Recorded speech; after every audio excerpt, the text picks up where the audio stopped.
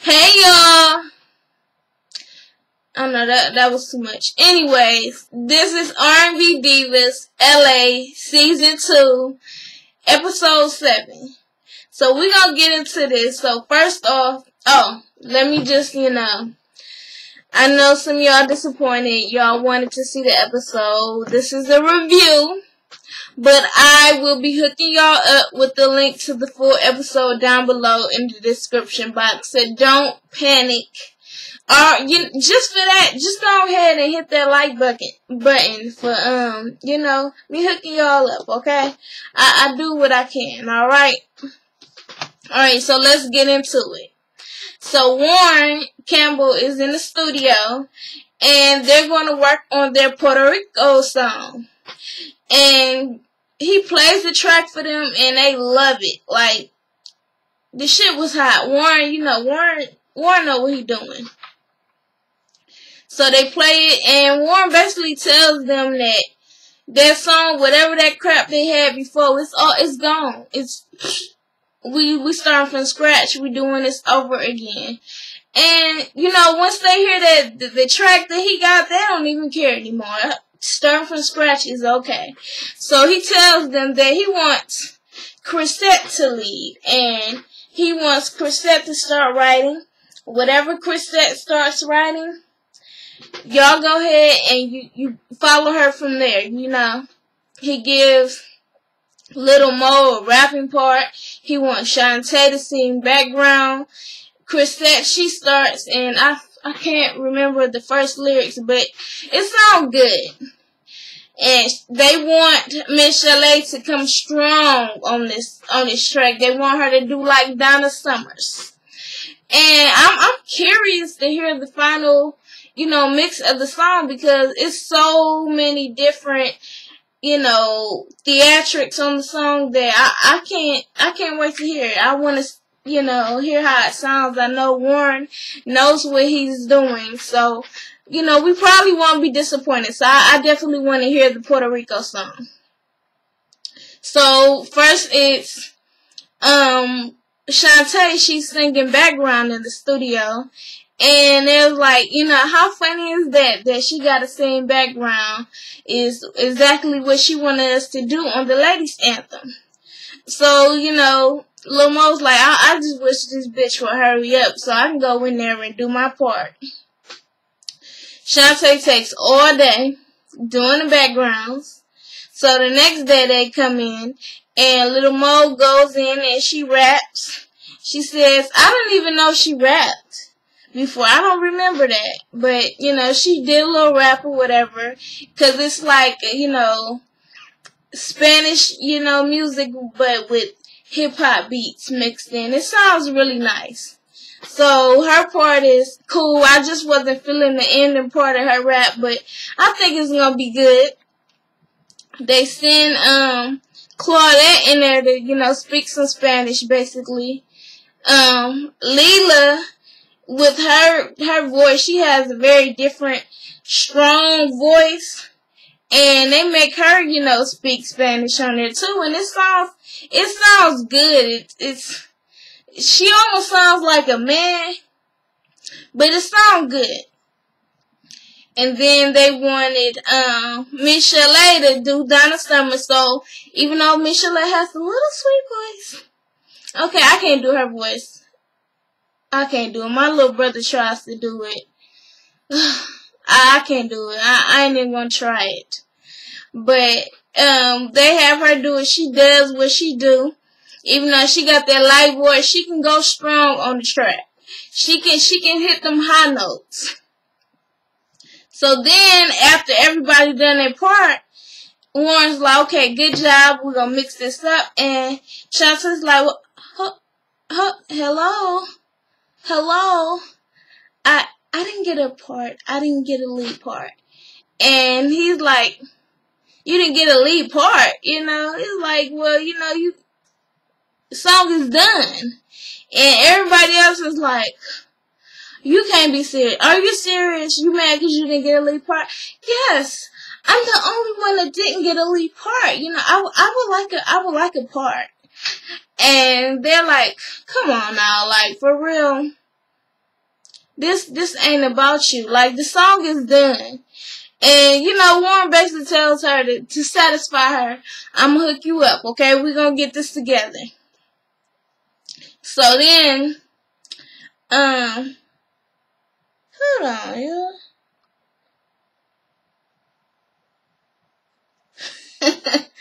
Sorry.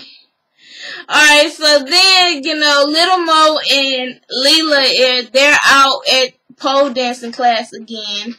But just the two of them, they're talking about how they want Michelle to come because, you know, she tries to preserve her freak. She tries to hide all that freakiness, but we know she nasty. And she got the song Nice Nasty, or Nicety. So we know that Michelle is a freak, okay? But they start to talk about how Shantae wants a lead part on this song. And they don't think, you know, Lil Mo thinks Shantae having another part on the song would be too much on the song. The song is perfect.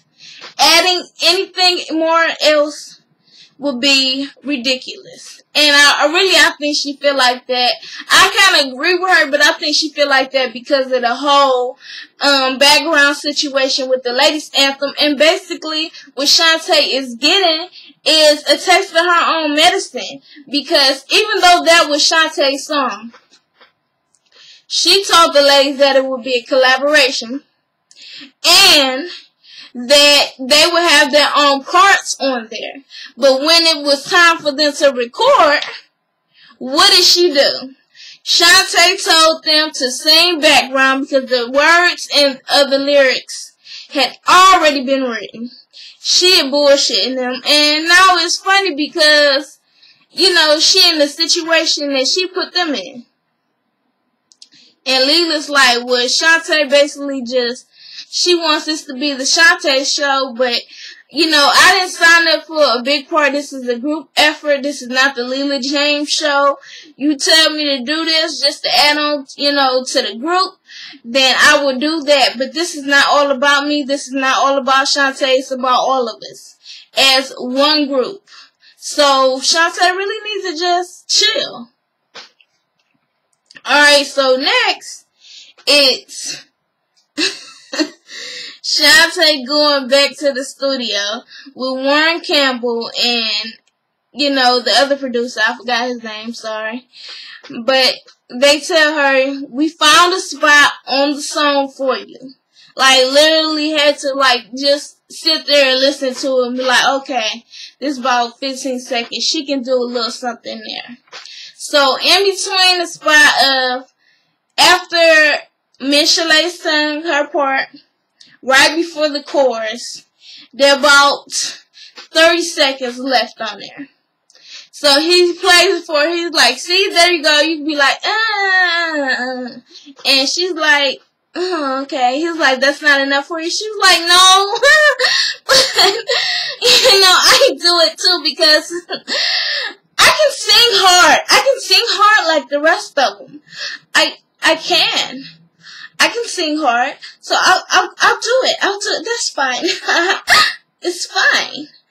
And I'm like, okay, Shantae, are we five? Are we five? You want your attention too? Hi, I'm here. I'm here. I didn't get a big part on the song. Come on, Shantae. Shantae. Alright, so she goes in there and sing, and she doesn't have any words to sing. She's just singing, or whatever the heck, it's a little part, and then she adds in the whistle like, like, I can't do it, but, Warren's like, what was that? Did you just whistle out of your throat? And she's like, yeah. He's like, oh, okay. That was awesome. But, we're not going to do that. So, we just keep singing hard, okay? Sing hard. And he's in the background like, don't ever do that again. Like, he was being nice with the awesome part, but he was also being fake because he was not feeling that shit at all. So after after it was done, she finally got it right. But she was in the studio for a long time. So after that, you know, they basically threw her a bone. Cause that shit wasn't needed at all. But I guess it won't be too much to the song or whatever. But Shantae needs to grow the fuck up. I'm sorry. She does. She's too old for this. Okay, if you claim that you done worked on backgrounds, when you told the girls to do the backgrounds, and you said, I don't see the part. I've done background for Patti LaBelle, Prince, all these big old names. But now you got a problem with singing background because everybody else got to leave. No, you just got a taste of your own medicine. Get over it, Shantae. Alright, now let's move off of that. So Miss Chalet, she's with her old manager. Her old manager basically dropped her. So, you know, I guess what she had going on was too much for him. So now she's meeting up with her new manager, but she wants her old manager to be there with her. It doesn't seem like she wants to let go from her old manager. So basically, he fine. The new manager is fine. And, you know, the new manager says, well, I know you have this event coming up in San Francisco, but since, you know, you were the manager that set this up, why don't you just finish this event off, and then we can start from scratch, and then I can join in after that. So, you know, she's like, oh, everything's fine. You know, the only challenges I ever had was business. It was never personal, even though, you know, sometimes my eyes turn green and the rest of my body may turn green, and I might turn into the Hulk sometimes. But most of the times, it's just business, okay? It's nothing personal. Nothing personal. And she lets him know that the event will go well. He's like, yeah, it should go well. You sound very hopeful. And she's like, yeah, just as long as there's, you know, no problems with promoters. Because we know in the last event she had, the MLK, it was definitely problems with the promoter. They, you know, would they extend her set or something like that? So Miss Chalet been going through it with doing her events. So, you know, it's time for Miss Chalet's event out in San Francisco. So the Divas are riding in the limousine from 1923 because one of her managers or somebody set it up and they ain't feeling it. But they basically, you know, they're going to get over the little cheesy ass limousine and they're going to sit there and talk about how, you know, they wish the best for Miss Chalet. They want her to know that they support her, and they don't want her to have the same episode that she had at the MLK event, because that made her, like, she lost it, like, completely. Like, she needed prayer, she needed some medicine, something, because she just completely lost it. They just want everything to go right. So, meanwhile, back at the ranch, Miss Chalet is at the event that she's going to perform at, and she's looking at the flyer, and she's like, well, why is my picture small? Why are the Divas on this flyer? And why are you, the comedian, big on here when you told me I was going to be the star? The guy, the promoter / comedian, whatever, host, whatever. Every little thing he had to do. He's like, well, I set this up with your management. I thought you knew that, you know, I was going to be on the show too, and I don't know who authorized the Divas on here. Are they supposed to show up, or I don't know, but we set this up with the management, but Arrow, whatever, is the one that approved of all of this. So you should talk to Arrow. And Arrow comes in and he's like this sleaze bag, and he on the phone with his shades on and shit all in the light ass room with his shades on. And then she's like, well, why is the girls on here? Did anybody talk to the girls?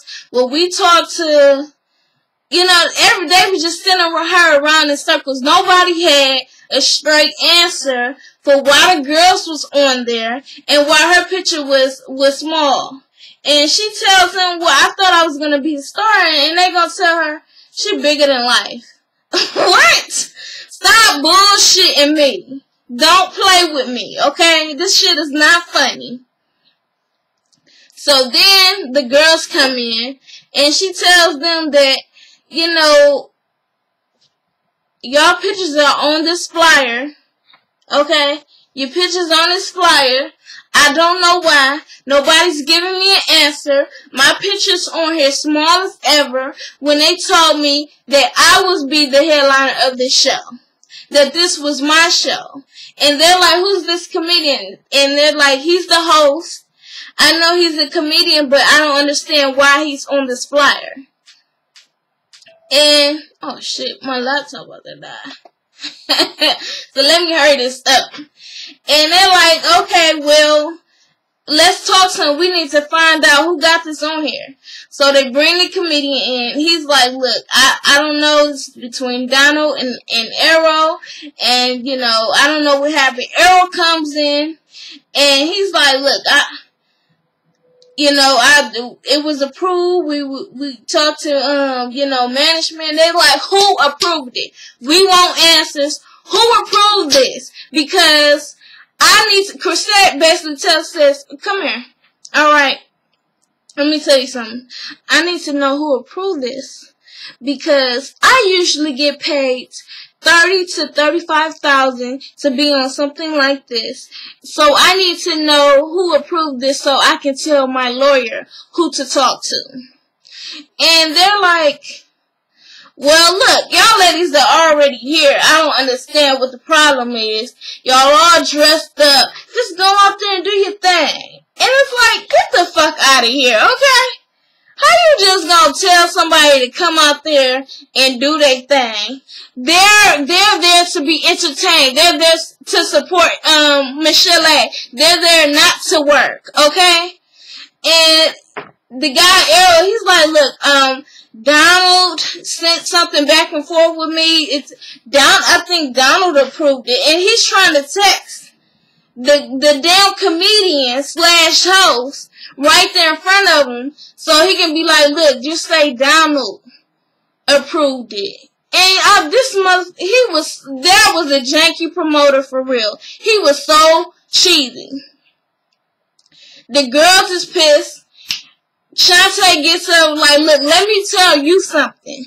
Okay? When you go ahead and you put something on a flyer that has us on it, that's when we get paid, because people expect us to come up and do our thing. So when we're on a flyer to be at a show and we don't show up, then that's bad for our reputation. And I'm like, yes, Mother Hen, yes. Let him know, okay? I don't understand. What made them do that? Like, you gonna get people out there. You definitely gonna get people out there, but you also gonna get people out there that's pissed. Okay? What you gonna turn on and be like, I don't understand why, the R&B Divas was set to show up, but they didn't perform. No, you janky as fuck. Okay? We're gonna move on from that. Michelle ends up going out there and doing her thing, basically. Even though she was stressed out, she had been crying about it, she was pissed off about it, but she ends up going out there and doing her thing anyways. And that's it for R&B Divas Season 2, Episode 7. That's it. Follow me on Twitter at Jazz Chapman. Like, share, comment, and subscribe. And y'all be blessed, okay? Check out my cooking channel, Cooking with Jazz Chapman on YouTube. And have a nice day, people.